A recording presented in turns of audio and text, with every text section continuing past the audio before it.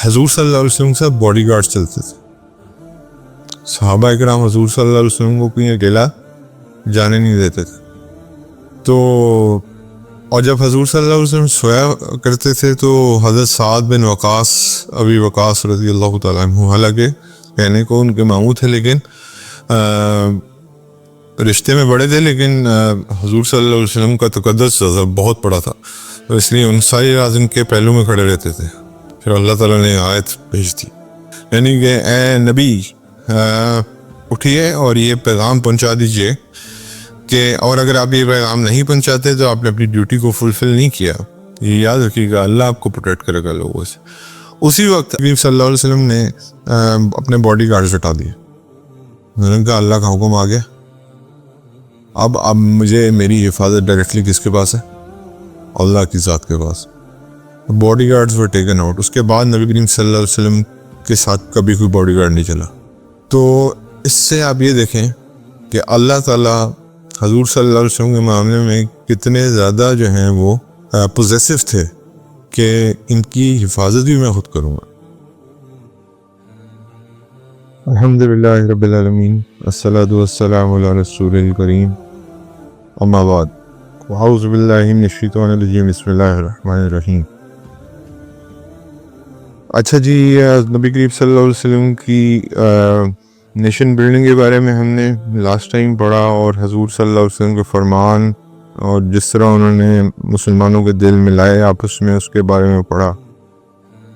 اب آپ حضور صلی اللہ علیہ وسلم کی سیرت کو پڑھتے جائیں اور دیکھتے جائیں کہ کتنی خوبصورت طریقے سے اللہ تعالیٰ نے ایک اسٹیٹ کو بنایا، اور پھر اس کو بتدریجاً کیسے اللہ تعالیٰ نے اس میں ہیلپ کی کہ اس کو ڈیفینڈ بھی کرنا ہے. اب اگلا پارٹ کیا ہے کہ میں اور آپ ہمیشہ اس غلط فہمی کا شکار رہے ہیں کہ بدر پہلی جنگ تھی مسلمانوں کی. بدر پہلی جنگ نہیں تھی مسلمانوں کی. اس سے پہلے بہت ساری اسمال ایکسپیڈیشنز ہوتے رہے، چھوٹی چھوٹی مارکے ہوتے رہے. تو حضور صلی اللہ علیہ وسلم کے وہ ارلی ایکسپیڈیشنز جو قریش کے خلاف تھے، آج ان کا ذکر ہوگا. اب یہ بیسیکلی آپ کہہ لو کہ اسٹیٹ بن گئی، اسٹیٹ کا ڈیفینس کیسے کرنا ہے. اور اس میں سب سے امپورٹنٹ چیز جو ہے، سب سے پہلے اللہ تعالیٰ نے مسلمانوں کو انٹیلیجنس سکھائی، جو جیسے ہمارے آج انٹیلیجنس کے ادارے ہیں. اور یہ دیکھو آپ کہ یہ سب کچھ آتا اسلام کی روح سے ہی ہے. مطلب کہ ہر چیز جو ہے وہ اسلام کی روح سے ہی آ رہی ہے. اسٹیٹ کو کیسے بنانا ہے، اس کے اندر کیا فائدے دینے ہیں، کیا کس طرح ایک دوسرے کے ساتھ رہنا ہے، یہ کون سکھا رہا ہے؟ یہ سارا کچھ ہمیں دین سکھا رہا ہے. اب یہ میری اور آپ کی بدقسمتی ہے کہ ہم نے اس کو نہیں لیا اور دوسروں نے اس کو لے کے وہ کامیاب ہو گئے. لیکن ان کی کامیابی وقتی کامیابی ہے، آپ کو پتہ ہی ہے. لیکن جو انسان مسلمان ہو کے اس طرح کی اسٹیٹ میں رہے اور پھر اپنے کام کرے تو اللہ تعالیٰ اس کو دنیا میں بھی کامیاب کریں گے اور آخرت میں بھی کامیاب کریں گے. اب آگے ہوتا کیا ہے کہ قریش جو ہیں وہ، ظاہری بات ہے تکلیف ان کو شروع ہو گئی تھی کہ مکہ جو ہے مسلمانوں سے خالی ہو چکا ہوا ہے. اب ان کے پاس کوئی کام نہیں تھا کرنے کو. پہلے تو وہ جو بھی بندہ ملتا تھا اس پہ ظلم کرتے تھے. تو اب کیا کریں، ان کو یہ پرابلم ایک وہ جو ہوتا ہے نا، ایک خارج تھی کہ کیا کس طرح مسلمانوں کو پوک کریں. ابھی دشمن ہیں ہمارے. تو انہوں نے ایک لیٹر لکھا. اب لیٹر کس کو لکھیں؟ مدینہ طیبہ میں کہ ہیڈ کو لکھنا تھا نا. اب مدینہ طیبہ کا ہیڈ کون تھا؟ پروفیٹ صلی اللہ علیہ وسلم خود تھے. تو انہوں نے لیٹر لکھا عبداللہ ابن ابی ابن سلول کو، کیونکہ وہ وڈ بھی لیڈر تھا، یعنی کہ وہ اصل میں وہ لیڈر بننا چاہتا تھا، آپ کو پتہ ہی ہے. تو وہ لیٹر انہوں نے لکھا سلول کو، اور سلول کو یہ اس لیٹر کے الفاظ کچھ اس طرح کے تھے کہ تم نے کچھ ایسے لوگوں کو ازائلم دے دیا ہے، اور اسپیسیفکلی پروفیٹ صلی اللہ علیہ وسلم کا نام لے کے اس میں منشن کیا کہ I've given asylum to a man who is wanted، جو کہ قریش کا ایک وانٹڈ پرسن ہے. آپ نے ان کو ظالم دے دیا ہے. اور اب ہم ایک فوج تیار کریں گے، اور اگر تم نے وہ ہمارے حوالے نہیں کیا تو ہم اس فوج کے ذریعے آگے تم سب کو، مدینہ کے لوگوں کو، مدینہ منورہ کے لوگوں کو تباہ و برباد کر دیں گے. اب بیسکلی یہ ایک لیٹر، تھریٹننگ لیٹر تھا.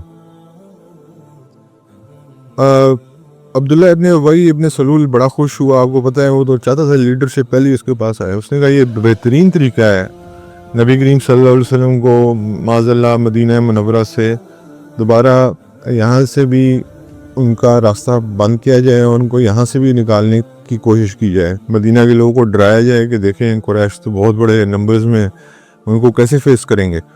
تو انہوں نے کیا کیا، اس نے کیا کیا کہ اس نے آگے نا لوگوں کو اوور ایکٹ کر کے بتانا شروع کیا کہ ہم تو تباہ و برباد ہو جائیں گے. وی نیڈ ٹو حضور صلی اللہ علیہ وسلم کی ذات سے معاذ اللہ ہمیں چھٹکارا چاہیے، ورنہ تو یہ مکہ کے لوگ جو ہیں ہمیں تباہ کر دیں گے. تو اس نے پورا پروپیگنڈا جو ہے نا کھڑا کر دیا ادھر. حضور صلی اللہ علیہ وسلم کو اللہ نے اطلاع فرمائی کہ یہ اس طرح آپ کے خلاف ایک پروپیگنڈا چل رہا ہے. تو حضور صلی اللہ علیہ وسلم خود تشریف لے کے گئے اس کے پاس، اور جائے گا ابن سلول تم جو لیٹر تمہیں قریش کی طرف سے آیا نا، یو ہیو اوور ریئیکٹڈ دس، جو بھی ہے اس کی کوئی حیثیت نہیں ہے ہمارے نزدیک. تو یہ اوور ایکشن بند کرو، یہ ڈرامہ بازی بند کرو، اور جو ہے نا ڈونٹ لوگوں کو ڈراؤ مت. تو اب یہ بھی ڈر کے آگے سے ظاہری بات ہے نبی کریم صلی اللہ علیہ وسلم کی بھی ساتھ ایک فالوئنگ تھی، اور بڑی زبردست فالوئنگ تھی، جان لینے والی فالوئنگ تھی. تو ڈرپوک تو ہوتا ہے نا، منافق بیسیکلی اندر سے ڈرپوک ہوتا ہے. تو اب تھوڑا سا اس میں ایک چیز ہمیں یہ پتہ چلتی ہے، لیسن بھی ساتھ ساتھ جو سیکھنے والے ہیں وہ یہ ہے کہ چھوٹی بات پہ اوور ایکٹ نہیں کرنا چاہیے کہ پتہ نہیں کیا تباہی ہو جائے گی، کیا بربادی ہو جائے گی. تو یہ ایک لیسن ہے میرا اور آپ کے لیے کہ don't overact on things, especially small things. اس میں سبق یہ ہے کہ اللہ سے مدد مانگے، اللہ ہی آپ کی مدد کرنے والے ہیں. اللہ کی مدد کے علاوہ سب چیزوں میں ناکامی کے نقشے ہیں. بات یہ ہے. تو اور ظاہر دیکھیں، میں اور آپ ایز اے مسلمان اس چیز تقدیر پہ یقین رکھتے ہیں. اگر میں ان چیزوں کو اوور ایکٹ کرتا ہوں تو اس کا مطلب ہے کہ تقدیر پہ میرا یقین جو ہے وہ کامل نہیں ہے. ہونا تو وہی ہے جو اللہ نے لکھ دیا ہوا ہے. تو اس لیے نبی کریم صلی اللہ علیہ وسلم نے اس کو واضح وارننگ دی، اور چیزیں آہستہ آہستہ کام ڈاؤن ہونا شروع ہو گئیں. لیکن آپ کو پتہ ہے کہ ایک دفعہ بات پھیل جائے تو اس کے بارے میں پھر لوگ چہم گوئیاں جاری رکھتے ہیں. اس کے بعد حضرت سعد بن معاذ رضی اللہ تعالیٰ عنہ عمرے کی نیت سے مکہ مکرمہ گئے. تو وہاں پہ یہ کس کے پاس رکے؟ امیہ ابن خلف کے پاس. اچھا، اب سوال یہ پیدا ہوتا ہے کہ دشمن تھا امیہ ابن خلف ان کے پاس کیوں رکے؟ لیکن ایک پرانا تعلق بھی تھا. آپ کو میں نے بتایا تھا جب یہ لوگ سیریا جاتے تھے تو یہ مدینہ میں رکا کرتے تھے. تو امیہ ابن خلف کا حضرت سعد بن معاذ کے ساتھ ایک تعلق تھا. تو اور صرف یہ رکنے تک کا تعلق تھا، اس میں کوئی پرسنل وہ نہیں موجود تھی. تو جب وہ طواف کر رہے تھے تو ابو جہل نے امیہ ابن خلف سے پوچھا کہ یہ کون ہے؟ تو انہوں نے کہا یہ سعد بن معاذ ہیں رضی اللہ تعالیٰ عنہ مدینہ سے. انہوں نے یہ ابو جہل نے، پھر آپ کو پتا ابو جہل بھی یہ فرعون ہی تھا، اللہ معاف کرے، یہ امت محمدیہ کا فرعون ہے. اس نے بکواس کی اس حضرت سعد بن معاذ کو کہ کہا کہ اگر وہی والے الفاظ جو عبداللہ بن ابی کو لکھے، آپ دیکھیں یہ ہے ریئیکٹ کرنے کا طریقہ. اور جو صحیح سچے فالوورز ہیں نبی کریم صلی اللہ علیہ وسلم کو ایسے ریئیکٹ کرتے ہیں. اس نے کہا کہ آپ نے ایک ایسے انسان کو اسائلم دی ہوئی ہے جو کہ وانٹڈ ہے. اگر آپ امیہ ابن خلف کے مہمان نہ ہوتے تو میں آپ کو یہیں روک لیتا اور آپ کو جانے نہ دیتا، کیونکہ آپ نے غداری کی ہے. غداری کسے کی ہے؟ غداری تو وہ آپ ہی قوم کے نہیں ہے، وہ تو مدینہ منورہ کے آئے ہیں. تو حضرت سعد بن معاذ نے کیا کیا؟ He spoke up very loudly, بہت اونچی آواز میں، تاکہ اس کی بےزتی بھی ہو ساتھ ابو جہل کی مکہ میں. اس نے کہا تم اگر ہمیں روکنے کی کوشش کرو گے نا، پھر جو تمہارا جو جاتا ہے نا سارا بزنس ٹریڈ سیریا کو، ہم اس کو روکیں گے. And then you will die out of hunger and thirst. اب یہ اوور ایڈ کرنے کی بجائے اس کی بات کو اوپر سے حضرت سعد بن معاذ رضی اللہ تعالیٰ عنہ نے اوپر سے چڑھائی کی اس کے اوپر، اور پھر لا کے دکھاؤ ان کیراوانز کو یہاں پہ جو مدینہ منورہ سے گزرتے ہیں. دیکھتے ہیں ہم کیسے گزرتے ہیں. وہ دوبارہ بات مت کرنا میرے سے اس بارے میں. اس کے بعد مسلمانوں کو لیکن یہ پتہ چل گیا تھا کہ اب یہ مشرک خاموش تو بیٹھیں گے نہیں، دشمن تو یہ ہیں ہمارے. اور مشرکین مکہ کے تعداد بہت زیادہ تھی، ویراز مسلمانوں مدینہ منورہ میں ہیڈ کاؤنٹ کروایا گیا تو ٹوٹل لوگ جو پاپولیشن، مین پاپولیشن کی بات کر رہا ہوں، جس میں بزرگ بھی تھے، بچے بھی تھے، ایڈلٹس بھی تھے، مین کی بات کر رہا ہوں، 1500 تھے صرف. اور آپ کو پتہ اس میں سارے مسلمان نہیں تھے، اس میں ڈفرینٹ قسم کے لوگ، ڈفرینٹ مذاہب کے لوگ بھی تھے، مشرک بھی تھے، کچھ منافقین بھی تھے، جس طرح ہم نے لاسٹ ٹائم کیٹیگریز پڑھی تھی. تو لیکن 1500 لوگ کا ہیڈ کاؤنٹ ہوا کہ یہ لوگ جو ہے نا لڑ سکتے ہیں، کیونکہ ایک ٹریٹی سائن ہوئی تھی اگر نیشن پہ حملہ ہوگا تو 1500 کے 1500 پوری نیشن لڑے گی. تو قریش کے نمبر ہزاروں میں تھے. خیر یہ جو ہے حضور صلی اللہ علیہ وسلم نے اس چیز کا بہت فائدہ اٹھایا. حضور نے اسی طرح جیسے مکہ مکرمہ میں نبی کریم صلی اللہ علیہ وسلم سراؤنڈنگ ایریاز میں گئے، طائف میں گئے، اسی طرح حضور صلی اللہ علیہ وسلم مدینہ منورہ بھی سراؤنڈنگ ایریاز میں تشریف لے گئے اور بہت ساری جو ٹرائبس تھی ان کے ساتھ ملاقات کی اور ان کے ساتھ ٹریٹی سائن کی اور ان کو گیدر کیا. اور بہت سارے لوگ ٹریٹیز کے تھرو مسلمانوں کی کو اسٹرانگ بناتے گئے. تو زیادہ سے زیادہ کلینز اور وہ ساری چیزیں اکٹھی ہوتی گئیں. اور پھر ایک بڑی انٹرسٹنگ بات ہے جو اللہ تعالیٰ بیسیکلی پیغام دے رہے ہیں، وہ یہ ہے کہ حضور صلی اللہ علیہ وسلم کے ساتھ باڈی گارڈ چلتے تھے. صحابہ اکرام حضور صلی اللہ علیہ وسلم کو کہیں اکیلا جانے نہیں دیتے تھے. تو اور جب حضور صلی اللہ علیہ وسلم سویا کرتے تھے تو حضرت سعد بن وقاص، ابی وقاص رضی اللہ تعالیٰ عنہ، حالانکہ کہنے کو ان کے ماموں تھے لیکن رشتے میں بڑے تھے، لیکن حضور صلی اللہ علیہ وسلم کا تقدس بہت بڑا تھا، تو اس لیے ان ساری رات ان کے پہلو میں کھڑے رہتے تھے. پھر اللہ تعالیٰ نے آیت بھیج دی، اور آیت کیا تھی؟ سورۃ نمبر 5 آیت number 67. O messenger, get up and convey the message. If you don't do so, you have not fulfilled your duty. And remember, Allah will protect you from the people. یعنی کہ اے نبی اٹھیے اور یہ پیغام پہنچا دیجئے کہ، اور اگر آپ یہ پیغام نہیں پہنچاتے تو آپ نے اپنی ڈیوٹی کو فلفل نہیں کیا. یہ یاد رکھیے گا، اللہ آپ کو پروٹیکٹ کرے گا لوگوں سے. اسی وقت اللہ تعالیٰ نے نبی کریم صلی اللہ علیہ وسلم نے اپنے باڈی گارڈز ہٹا دیے. انہوں نے کہا اللہ کا حکم آ گیا، اب مجھے میری حفاظت ڈائریکٹلی کس کے پاس ہے؟ اللہ کی ذات کے پاس. Bodyguards were taken out. اس کے بعد نبی کریم صلی اللہ علیہ وسلم کے ساتھ کبھی کوئی باڈی گارڈ نہیں چلا. تو اس سے آپ یہ دیکھیں کہ اللہ تعالیٰ حضور صلی اللہ علیہ وسلم کے معاملے میں کتنے زیادہ جو ہیں وہ پوزیسو تھے کہ ان کی حفاظت بھی میں خود کروں گا. یہ ہے محبت. اللہ کے محبوب کے ساتھ اللہ کی محبت یہ تھی کہ اللہ تعالیٰ اتنے پوزیسو ہیں کہ اللہ تعالیٰ کو یہ بھی اچھا نہیں لگتا کہ میرے محبوب کی پروٹیکشن کوئی اور کرے. تو اس کے بعد جو اب لوگوں کو پتہ چل گیا کہ نبی کریم صلی اللہ علیہ وسلم کی پروٹیکشن اللہ نے خود لے لی ہے، تو اب جو ہے نا کچھ نہیں ہو سکتا اللہ کے نبی کو. اب جب اللہ کی حکم ہی آئے گا تو کچھ ہوگا، ورنہ کچھ نہیں ہو سکتا.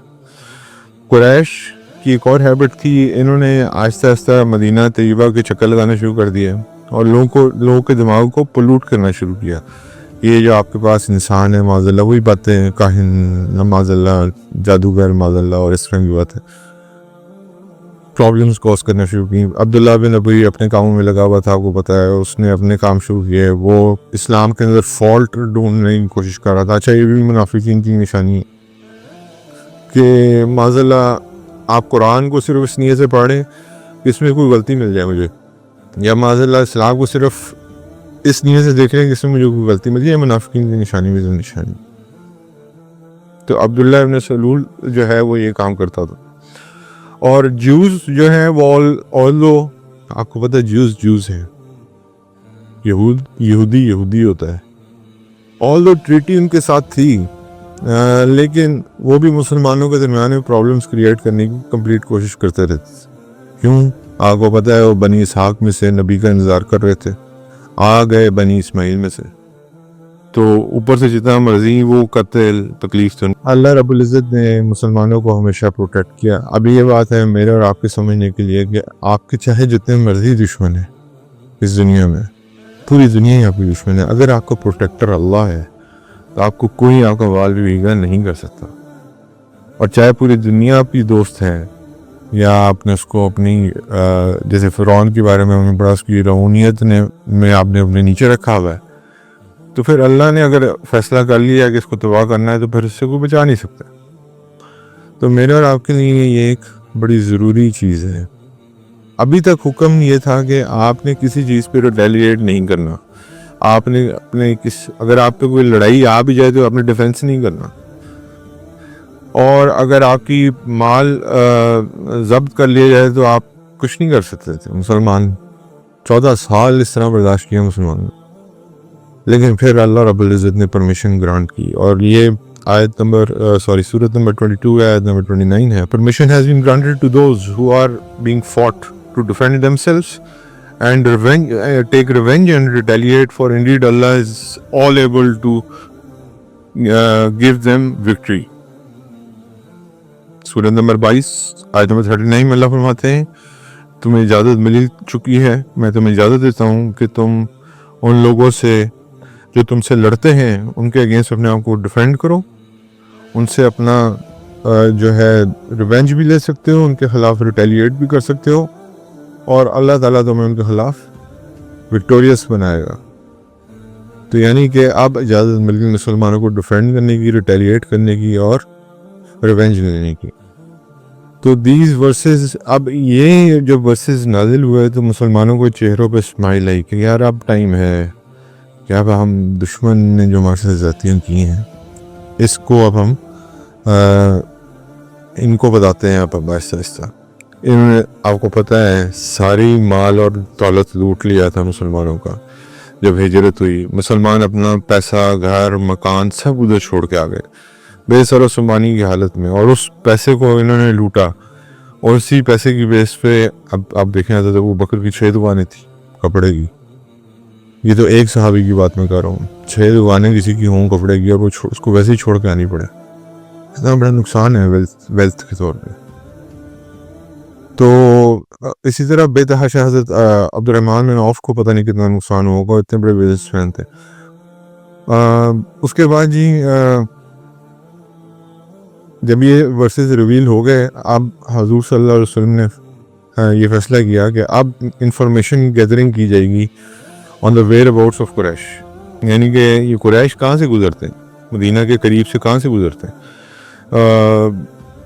اٹیک پریپیئر کیا جائے گا ان کے خلاف جسٹ ٹو ٹیک ریونج. جو کہ مال انہوں نے ہمارا حذف کیا ہے وہ مال ہمیں واپس لینا ہے, ایسی کی تیسی ان کی. اور اس کے بعد جو سیریا کا روٹ تھا اس کے اوپر ٹھیک ٹھاک جو ہے انٹیلیجنس رکھی گئی. انٹیلیجنس کیسے رکھی گئی یہ بھی آگے پڑھتے ہیں اس کے بارے میں. اور یہ ان کا رائٹ تھا, اللہ نے دیا, یہ آپ کے پاس بھی ہے. ایون یہ اب آج آپ کے مسلمان بھی آپ کے ساتھ زیادتی کرتے ہیں تو آپ کے پاس رائٹ ہے ریونج لینے کا, لیکن ریونج اتنا ہی جتنا اس نے آپ کے ساتھ برا کیا ہے. سیدنا علی رضی اللہ تعالیٰ عنہ کے سامنے جب وہ خبیث پیش کیا گیا جنہوں نے ان کے اوپر وار کیا تھا, سیدنا علی رضی اللہ تعالیٰ عنہ نے فرمایا تھا حضرت حسن رضی اللہ تعالیٰ عنہ کو کہ بیٹا اتنا ہی ریونج لینا ہے جتنا اس نے میرے اوپر وار کیا. سیدنا علی تو اپنے جسٹس کے لیے ویسے ہی مشہور تھا. تو اس لیے آپ کے پاس ہے, لیکن اللہ تعالیٰ کو پسند یہ ہے کہ آپ صبر کریں اور چھوڑ دیں. بڑا پن تو یہی ہے. حضرت آپ کو پتہ ہے کہ حضور سے جب پوچھا گیا کہ سب سے بہادر شخص کون ہے, تو انہوں نے کہا سب سے بہادر شخص وہ ہے جو اس کو غصہ ہے اور انہیں غصے پہ قابو کرے. مفہوم بتا رہا ہوں, اور وہ حق پہ بھی ہے. یعنی کہ اور حضور کا پھر یہ فرمان کہ میں جو حق پہ ہے, حق پہ ہوتے ہوئے اپنی چیز چھوڑ دے, میں اسے جنت کے گھر کا وعدہ کرتا ہوں. لیکن آپ کے لیے جائز ہے ریونج. دیکھیں میری بات, آپ ایک بات سنیں, ایک ریونج آپ لیتے ہیں, ایک ریونج اللہ لیتا ہے. کس کا ریونج زیادہ بہتر ہے؟ اوبیسلی اللہ رب العزت کا ریونج بہترین ہے. میرا ریونج کیا ہوگا؟ مار دوں گا میں اس کو, زیادہ سے زیادہ یہی ہوگا نا ریونج. تو جیسے آج اللہ معاف کرے, ہم لوگ اللہ معاف کرے جیسے یہ ہمارے ہاں لوگ ابلیس بن چکے ہیں, مارنے کے بعد بھی سکون نہیں آتا, ڈیڈ باڈی کو بھی میوٹیلیٹ کرتے ہیں. اندر کی آگ اتنی جل رہی ہوتی ہے کہ اس کے بعد بھی اللہ معاف کرے سکون نہیں ملتا ان کو. خیر, اب یاد رکھیے گا فائٹنگ جو ہے, حضور صلی اللہ علیہ وسلم نے چھوٹی چھوٹی پلٹونز بنانا شروع کی اور اس کے اندر ڈفرینٹ ڈائریکشنز میں ان کو روانہ کیا. فائٹنگ, اس سے پہلے میں آپ کو بتا دوں یہ پلٹونز کا کیا کام تھا. فائٹنگ 4 اس میں نازل ہوئی ہے, 4 طریقوں سے اللہ تعالیٰ نے پرمٹ کی ہے. نمبر 1, پہلے صرف قریش کے خلاف تھی, اجازت تھی ریونج لینے کی.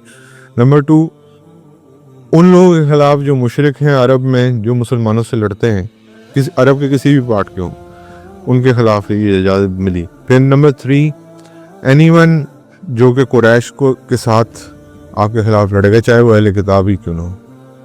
پھر بعد میں آپ کو پتہ ہے کہ خیبر ہوا, خیبر اسی وجہ سے ہوا.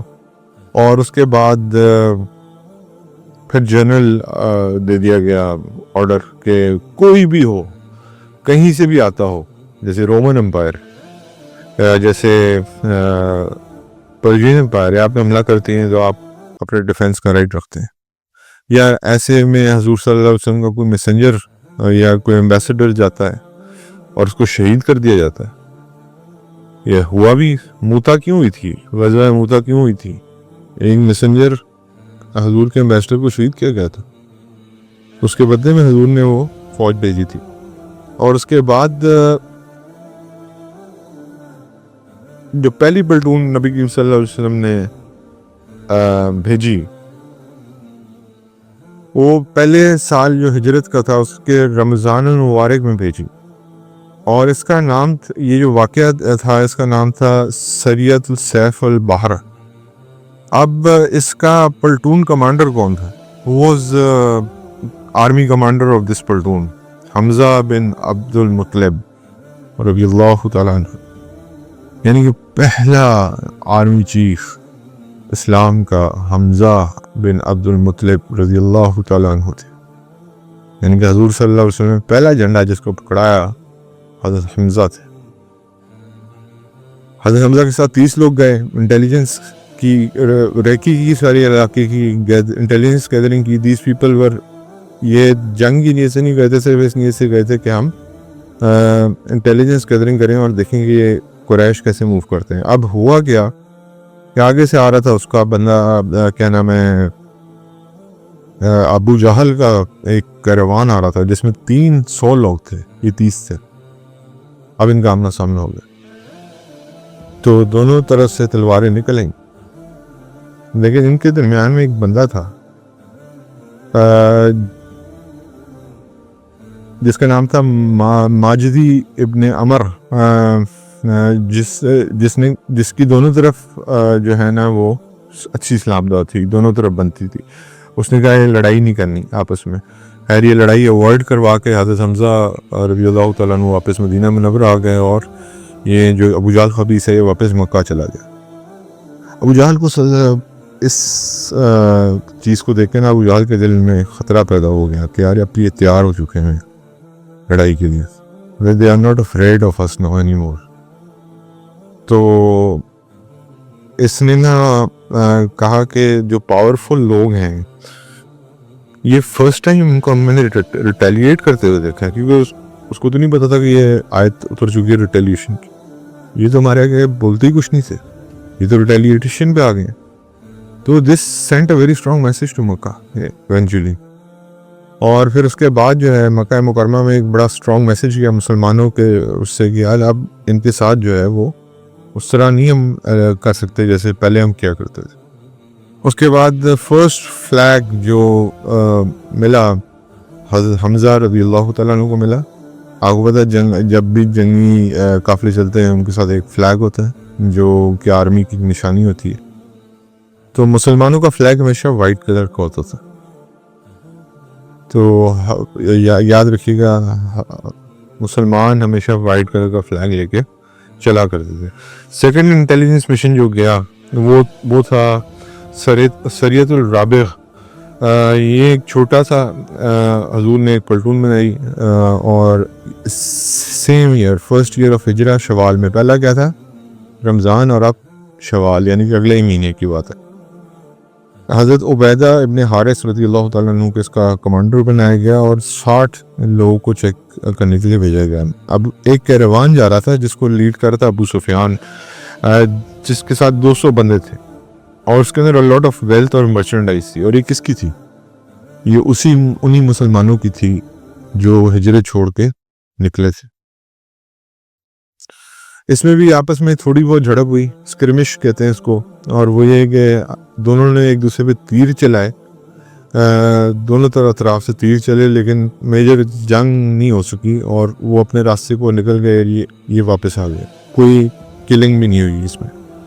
جو تیسری پلٹون تھی اس کا نام تھا سریت الخرار, اور یہ ہوئی فرسٹ ایئر میں ذوالقعدہ میں, یعنی کہ شوال کے بعد کیا آتا ہے شوال کے بعد یعنی کہ اس کے اگلے مہینے آلموسٹ جو ہے وہ تیسری حضور صلی اللہ علیہ وسلم نے یہ ایکسپیڈیشن بھیجی.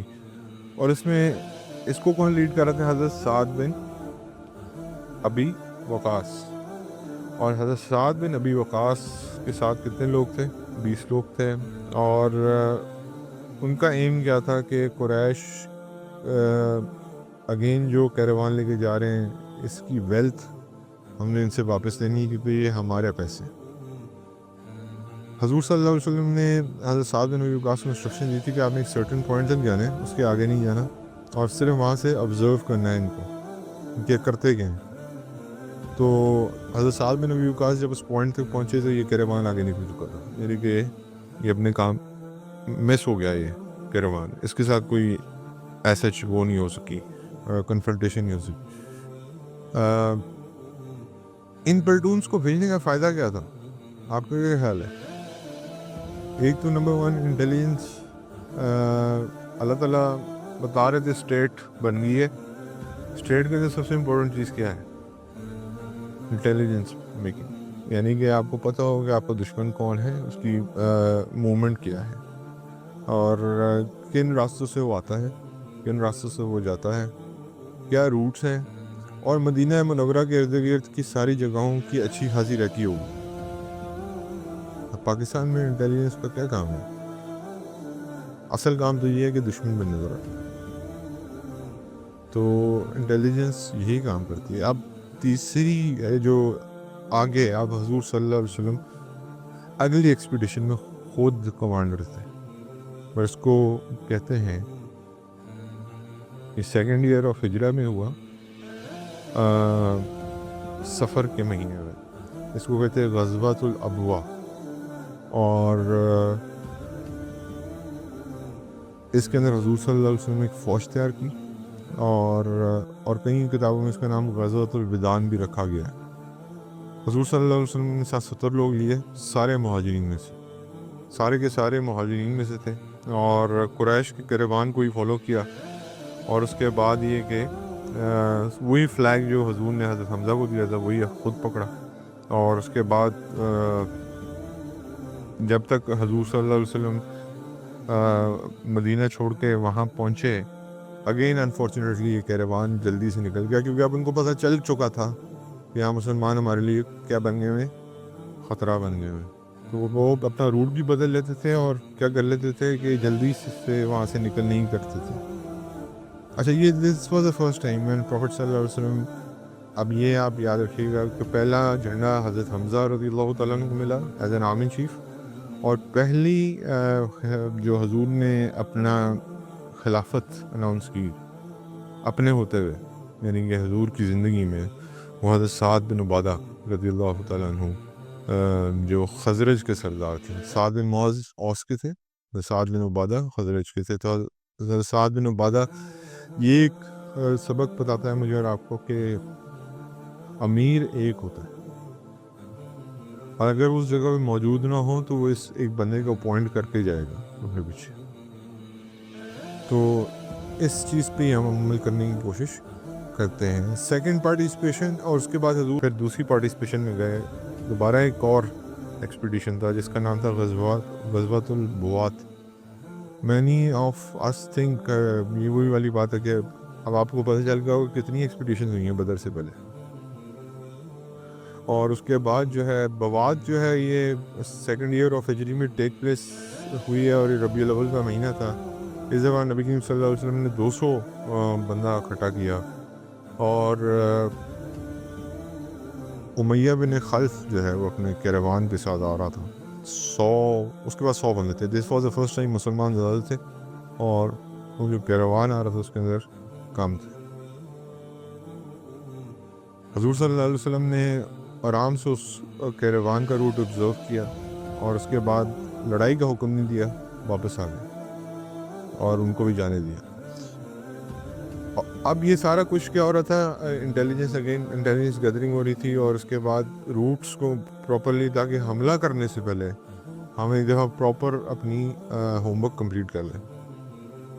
حضور صلی اللہ علیہ وسلم جب یہ ادھر سے واپس آئے، پہلی جو غزوہ پہلے بھی گئے تھے ابوا جس کا نام تھا، حضور واپسی بھی کافی ٹرائبس سے مل گئے. 15 دن رکے تھے یہاں پہ، اور کافی ٹرائبس سے ملتے رہے اور ٹریٹیز کرتے رہے. اس کے بعد جو غزوہ بدر سے پہلے ایک آخری، جس کو کہتے ہیں غزوہ البدر الصغریٰ، یعنی کہ جیسے ہم قیامت صغریٰ کہتے ہیں، چھوٹی قیامت، یہ ایک بیٹل آف بدر سے تھوڑا سا پہلے ہوئی ہے، اور یہ مائنر ون یعنی کہ اسمال بیٹل تھی، لیکن نام اس کا یہ تھا غزوۃ البدر صغریٰ، یعنی کہ چھوٹی. حضور صلی اللہ علیہ وسلم اگین 70 بندوں کے ساتھ باہر گئے، اور اس ایک جگہ تھی جس کا نام تھا صفوان. اگین ربیع الاول کا مہینہ تھا، سیکنڈ ایئر آف ہجرہ تھی. اور یہ یاد رکھیے گا کہ یہ صفوان جو ہے یہ آلموسٹ جو ہے یہ بدر کا پارٹ ہے. It's very near to the part of Badr. Badr کے پاس ایک کنواں بھی ہے، مجھے اس کا نام یاد نہیں آ رہا. خیر، میں آپ کو انشاءاللہ یا نام یاد آئے گا تو میں آپ کو ضرور بتاؤں گا. وہاں پہ 70 انبیاء آ کے رکے ہیں اس کنویں کے پاس، اور جب اذان ہوتی ہے مدینہ منورہ کے حرم میں، تو شیطان اس اذان سے اللہ تعالیٰ اس کو اٹھا کے اس جگہ پر پھینکتے ہیں. میرے ذہن میں سے بالکل نام سکپ ہو گیا، میں آپ کے ساتھ انشاءاللہ شیئر کروں گا. جب مدینہ منورہ جائیں تو اس جگہ کی زیارت ضرور کریں. اس کی وجہ یہ ہے کہ وہاں 70 انبیاء نے ان کیمپ کیا. اور جب حضرت عیسیٰ علیہ السلام کے بارے میں لکھا جاتا ہے وہ دوبارہ تشریف لائیں گے تو وہ اپنا احرام اس جگہ سے باندھیں گے.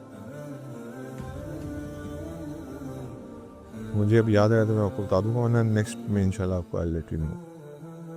اس کے بعد ایک بندہ تھا جس کا نام تھا قرز ابن جابر الفہیری. He had come with few men in مدینہ منورہ. اس نے کیا کیا تھا، یہ بدر الصغریٰ کی ہوئی تھی، اس نے نا بہت ساری شیپس اور کیٹلز مسلمانوں کی چوری کر کے بھاگ گیا مدینہ منورہ کے اندر سے. حضور صلی اللہ علیہ وسلم نے اناؤنسمنٹ کی کہ اس میں اپنے 70 بندوں کو لے کے ان کو فالو کروں گا اور ان سے اپنی چرائی ہوئی چیزیں مانگوں گا. تو جب یہ صفوان پہ پہنچے تو وہ بڑا خبیث تھا، ادھر سے آتا جاتا تھا، وہ ادھر ادھر ہو گیا، بھاگ گیا، نظر سے اوجھل ہو گیا. لیکن اب اللہ تعالیٰ کا اس صفوان تک لانے کا کیا مقصد تھا نبی کریم صلی اللہ علیہ وسلم؟ بیسکلی بدر کے جو وار بیٹل فیلڈ تھا اس کا معائنہ کرانا تھا نبی کریم صلی اللہ علیہ وسلم. تیار کر رہے تھے کس کے لیے؟ بدر کے لیے. تو حضور صلی اللہ علیہ وسلم نے پوری بدر کو اچھی طرح اس وقت اس کا معائنہ کیا، ریکی کی، تاکہ پتہ چلے کہ یہ کیا جگہ ہے. حضور کو تو نہیں پتہ تھا بدر پہ جنگ ہونے والی ہے، ہماری اگلی جنگ جو ہے وہ بدر پہ ہوگی. لیکن اللہ تعالیٰ نے حضور صلی اللہ علیہ وسلم کو اس جگہ سے کیا کرا دیا؟ ایکوینٹ کرا دیا. یہ اللہ کی حکمتیں ہیں جو مجھے اور آپ کو سمجھ نہیں آتی. اس کے بعد اگین ایک اور چھوٹی سی جنگ ہوئی جس میں then they had a war with prophet صلی اللہ علیہ وسلم ٹو پارٹ ان، اس کو فی الاسیرہ کہتے ہیں، ربیع الاول میں ہوئی، اگین سیکنڈ ایئر آف ہجرہ میں. In fact they are trying to get the information of the caravan of قریش. اب یہ وہ کون سا کیراوان تھا جس کے بارے میں اور آپ بہت زیادہ پڑھتے ہیں، جس کی وجہ سے بدر ہوئی ہے؟ یہ کون سا کیراوان تھا؟ جس میں ابو سفیان بیسکلی کیراوان لے کے سیریا کی طرف نکل گئے تھے. تو وہ جا چکے تھے. اب مسلمانوں نے کیلکولیٹ کیا یہ واپس کب تک آئیں گے. تو جب یہ واپس آئے مسلمانوں نے اپنی کیلکولیشنز تیار کر لی تھی، اور اس میں لاٹ آف مرچنڈائز تھا جو مسلمانوں کا تھا، اور اگین سارا اسی مال پہ تجارت کی انہوں نے جو مسلمانوں کا مال چھٹا ہوا تھا پیچھے. تو یہ مسلمانوں کا پورا حق تھا کہ وہ اپنا مال واپس لیں.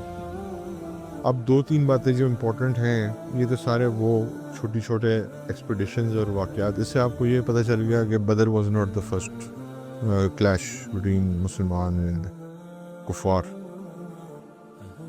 16-17 منتھس گزر گئے. حضور صلی اللہ علیہ وسلم اللہ آسمانوں کی طرف دیکھتے رہتے تھے. تو اللہ تعالیٰ نے کہا سیقول السفہاء، یعنی کہ آج جو دوسرا پارہ ہے، ہم دیکھتے ہیں کہ آپ کی نظریں آسمانوں کی طرف ہیں. آپ چاہتے ہیں کہ قبلہ جو ہے وہ کیا کر دیا جائے؟ بدل دیا جائے. اس وقت تک کہاں سے پڑھ رہے تھے نماز؟ مسجد اقصیٰ. اب آپ یہ بھی دیکھیں کہ جو مسجد نبوی ہے اس کے اندر جو قبلہ بنا ہوا تھا وہ مسجد اقصیٰ کی طرف بنا ہوا تھا، جو پہلے 16-17 مہینے مدینہ منورہ کے ہیں. اور آیت اتری سورۃ نمبر 2 آیت نمبر 144، ٹرن یور فیس ٹورڈز مسجد الحرام ان مکہ مکرمہ. تو اگر یہ اللہ تعالیٰ، اور یہ کس طرح ہوا تھا کہ حضور صلی اللہ علیہ وسلم غالباً مسجد قبلتین میں تھے، جس کو مسجد قبلتین کہتے ہیں. تو ظہر کی نماز تھی، عصر کی نماز تھی، اس کے درمیان میں یہ آیت اتری، اور رکوع میں تھے جب یہ آیت اتری. حضور صلی اللہ علیہ وسلم اپنی ڈائریکشن، اور یہ بالکل 180 ڈگری پہ، جہاں مسجد اقصیٰ اور مسجد الحرام از ٹوٹلی آن 180 ڈگری، جس پوائنٹ پہ وہ نماز پڑھ رہے تھے. حضور صلی اللہ علیہ وسلم نے رکوع میں ہی اپنی ڈائریکشن بدلنا شروع کی، اور صحابہ کرام یہ نہیں دیکھا کہ یار کیا ہو رہا ہے، وہ بس they use to follow only. صحابہ کی شان یہ تھی کہ وہ اللہ کے نبی کے ہر عمل کے پیچھے بس چلتے تھے. وہ یہ نہیں دیکھتے تھے کہ کیوں ہو رہا ہے، کیسے ہو رہا ہے. انہوں نے بھی اپنی پوری صف جو ہے وہ یوں حضور کے پیچھے فالو کر کے الٹی کھڑی ہوگی. اب آپ کا جو قبلہ ہے وہ بدل چکا ہے. اب مسجد نبی میں، مسجد قبلتین میں تو چلیں پتہ چل گیا یہ ہو گیا. اب مسجد نبی میں آ کے بھی ممبر بدلنا تھا، ڈائریکشن بدلنی تھی محراب کی، کیونکہ اوبیسلی پہلے وہ اس کی ڈائریکشن کس طرف تھی؟ ٹورڈز مسجد اقصیٰ. اب اس کی ڈائریکشن کس طرف ہوگی؟ ٹورڈز مسجد حرام. پرانے محراب کے ساتھ کیا کیا گیا، آپ کا کیا خیال ہے؟ ادھر تو نظر آتا ہے مسجد قبلتین میں تو نشانی لگائی ہوئی کہ پرانا محراب یہ تھا.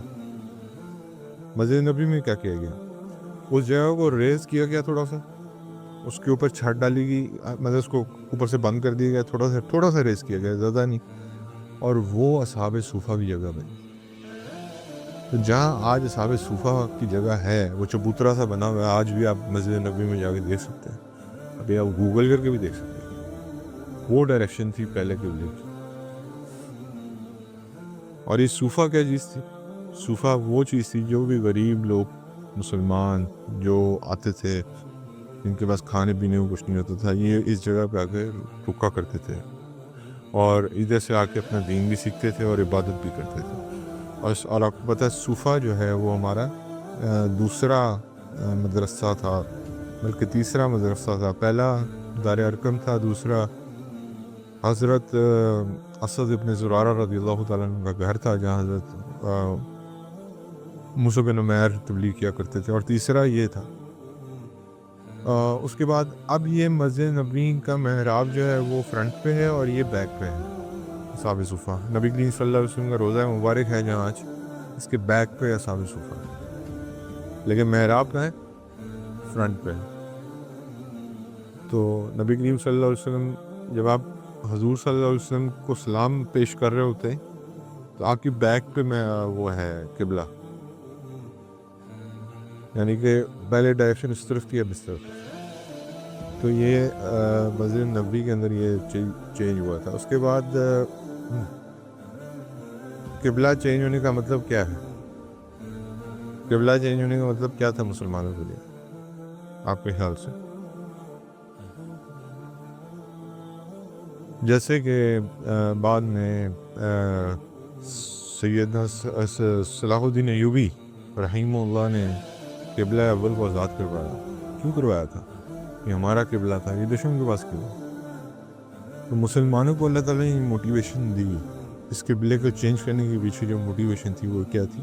ایک تو حضور کی خواہش تھی اوبیسلی، دوسری موٹیویشن یہ تھی کہ ہمارا قبلہ کسی دشمن کے پاس نہیں رہ سکتا۔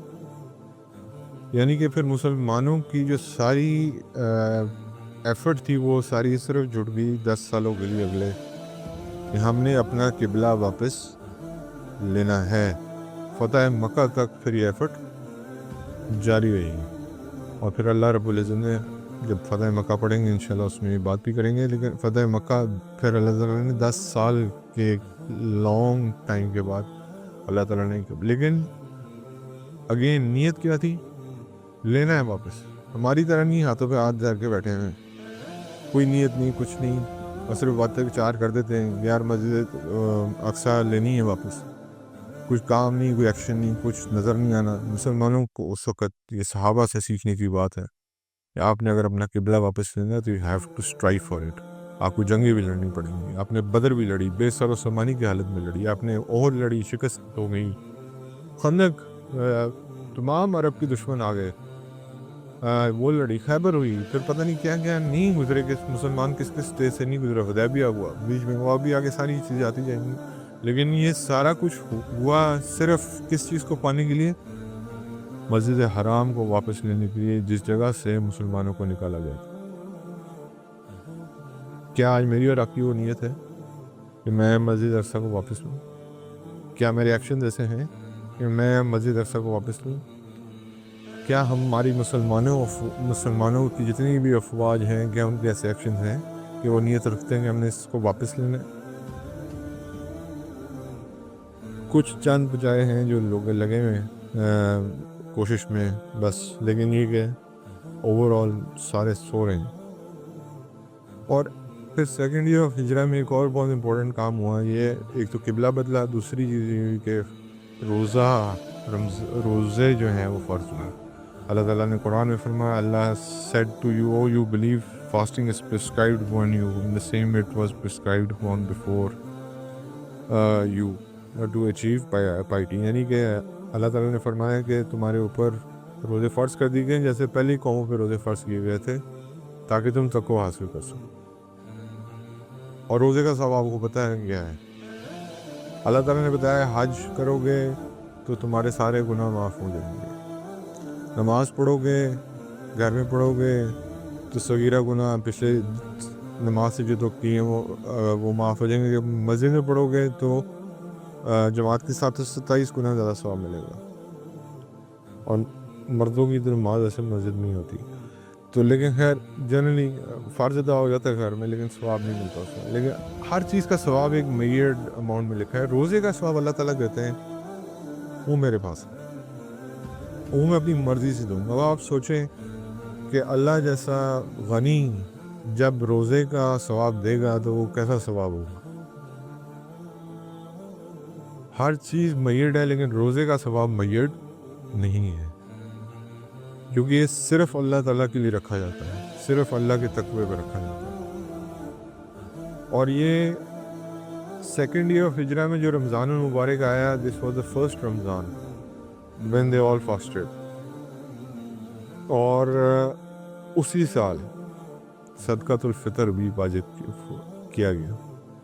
یعنی کہ سیکنڈ ایئر آف ہجری از ویری امپورٹنٹ. اس سال کیا کیا ہوا ہے؟ قبلہ بدلا، بدر ہوئی. بدر تو ابھی آگے ابھی آئے گی، لیکن اس سے پہلے فاسٹنگ فرض کر دی گئی. اس کے بعد جو ہے وہ صدقۃ الفطر فرض کر دیا گیا، اور رمضان کے مہینے کے بعد زکوٰۃ کو بھی فرض کر دیا. روزے، زکوٰۃ اور صدقۃ الفطر جو ہے یہ سیکنڈ ایئر آف ہجرہ میں ہوئے. اور قبلہ کا بدلنا یہ یاد رکھیے گا، آپ سے کوئی پوچھ لے تو آپ کو پتہ ہونا چاہیے. اور اس کے بعد جی بیٹل آف بدر کی تیاری. حضرت طلحہ بن عبید اللہ کو اور حضرت سعید بن زید کو حضور صلی اللہ علیہ وسلم نے نارتھ کی طرف بھیجا، جہاں سے ابو سفیان کا وہ واپس آ رہا تھا کیراوان. اور اس کے اندر کیا کیا تھا، 40 پیپل تھے، 1000 اونٹ تھے، اور 50,000 دینار تھے. سارے مسلمانوں کی کمائی تھی. اور پروفیٹ صلی اللہ علیہ وسلم made an announcement that we should be ready to face Quraysh now. لیکن یہ سب کے لیے کمپلسری نہیں ہے. جو اپنی شوق سے آنا چاہتا ہے وہ آئے.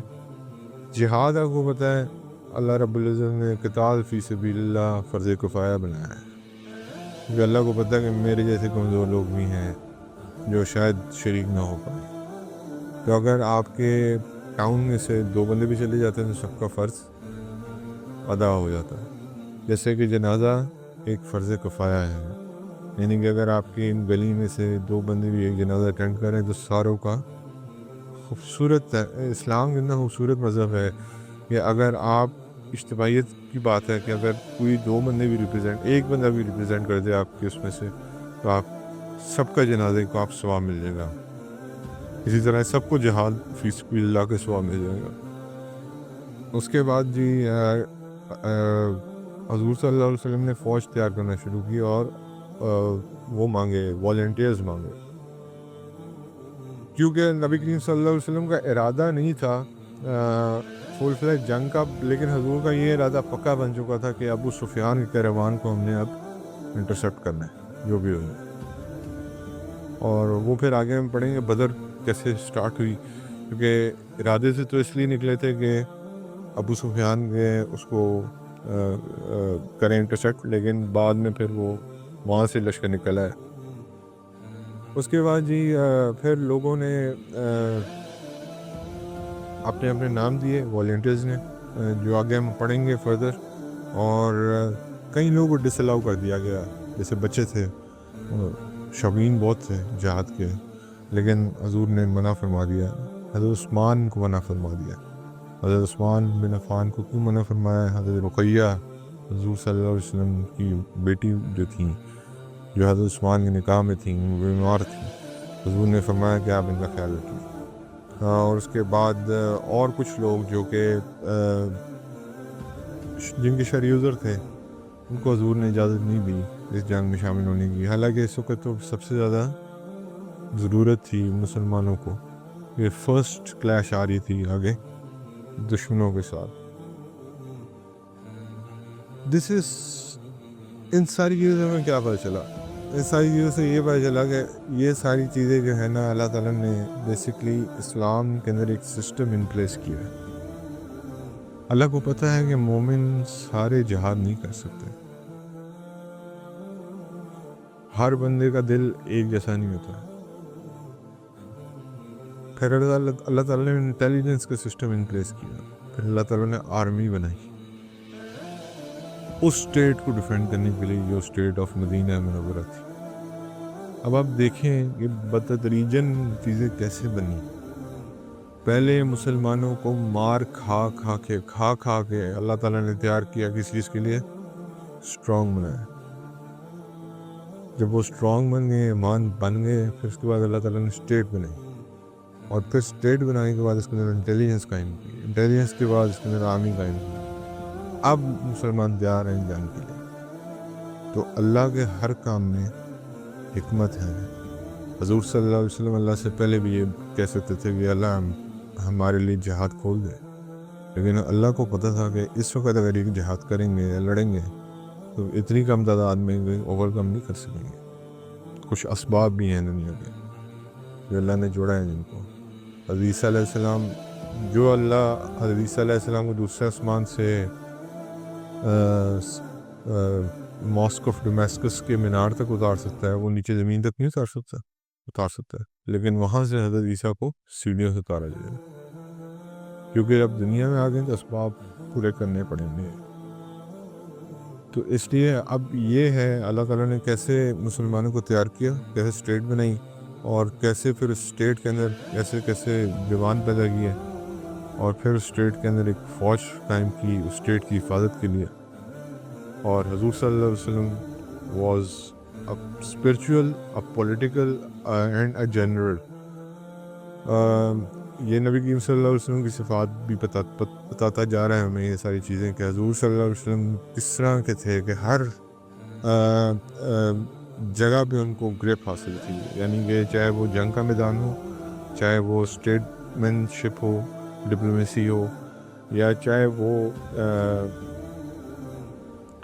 کوئی بھی چیز ہو، حضور صلی اللہ علیہ وسلم کو وہ رول دیا جا رہا تھا ایک ایک کر کے، پولیٹیکل لیڈر کا بھی، اسپرچول لیڈر کا بھی، اور پھر as a general in command کا بھی، اور آگے فردر رولز حضور صلی اللہ علیہ وسلم کے سامنے آتے جائیں گے. اور یہی چیزیں ہیں. حضور صلی اللہ علیہ وسلم کے بارے میں ایک یاد رکھیے گا، ایک حدیث ہے کہ ایک انسان کے اندر نا 63 خوبیاں ہو سکتی ہیں، لیکن یہ 63 خوبیاں آج تک کسی کو نہیں ملی، صرف ایک انسان کو ملی، جو کہ نبی کریم صلی اللہ علیہ وسلم. there are 63 ورچوز، یعنی کہ 63 خوبیاں ہیں جو ہر ایک انسان کے اندر ہو سکتی ہیں، لیکن آج تک وہ 63 خوبیاں کسی کو نہیں ملی سوائے اللہ کے نبی کو. محمد صلی اللہ علیہ وسلم کے اندر وہ 63 کی 63 خوبیاں موجود تھیں. تو یہ ہیں حضور صلی اللہ علیہ وسلم کی ذات اقدس. اور انشاءاللہ اب آگے بدر کے حالات کیسے بنے اور بدر ہوگی کیسے، وہ انشاءاللہ آگے ڈسکس کریں. جزاکم اللہ خیر.